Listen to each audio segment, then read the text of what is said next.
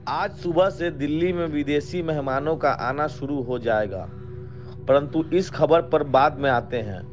पहले बिहार में रोजगार के घोषणाओं की जांच पड़ताल करते हैं। चुनाव में उतरने के पहले deputy chief minister Tejashwi Prasad Yadav को नौकरियों के बारे में सफाई देनी पड़ रही है। राष्ट्रीय जनता दल के चुनाव कैंपेन में सन 2020 के विधानसभा चुनाव के पहले उन्होंने बड़ी घोषणाएं कर दी थी। अब वे 1,75,000 शिक्षकों की बहाली परीक्षा प्रक्रिया जारी हो जाने के बाद तेजस्वी 4 लाख अन्य बहालियों का दावा कर रहे हैं। तेजस्वी कह रहे हैं कि सिपाही भर्ती और स्वास्थ्य विभाग में कर्मचारियों की भर्ती को मिलाकर बिहार में 4 लाख रोजगार दिए जाएंगे। तेजस्वी ने अब तक 5 लाख लोगों को रोजगार दे देने की बात कही है। यह दावा अपने आप में विवादास्पद दावा है।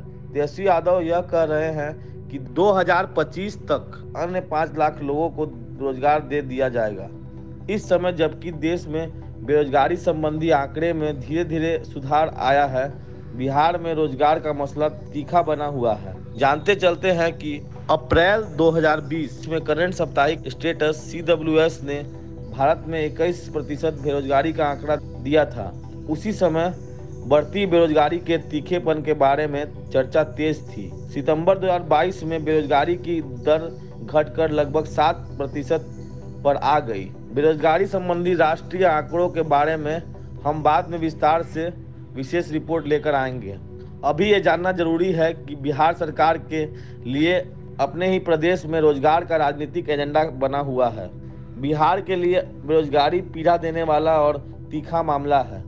विपक्षी दल भी रोजगार को प्रमुख मुद्दा मानकर कैंपेन में नहीं है, लेकिन इस समय राजनीतिक अभियान चलाते हुए प्रशांत किशोर बार बार कह रहे हैं कि बिहार के गांव में मौसमी रोजगार के लिए दूसरे राज्यों में जाने वाले लोगों की संख्या 2 करोड़ तक है और वे घर छोड़कर कई बार बहुत खराब जिंदगी जीने को मजबूर हैं। खबर निकल कर आ रही है कि लघु उद्योग के लिए फिर से आवेदन मांगा जाएगा। इसके पहले भी 4 वर्गों में ऐसे आवेदन मांगे गए थे। इनमें से स्क्रूटनी करके 60,000 लोगों का आवेदन चुन भी लिया गया था। इनमें से केवल 8,000 लोगों को सहायता और कर्ज दिया जाना शुरू हुआ। विमर्श न्यूज से यह खबर हम लगातार देते रहे हैं कि 50,000 उद्यमी सरकार के उपेक्षा के शिकार हैं। अब इसी काम के लिए फिर से आवेदन मांगा जा रहा है। बिहार में उत्पादकता विकास, पूर्ण सिंचाई, औद्योगिकरण और जल संसाधनों का नियोजन प्रमुख मुद्दा है।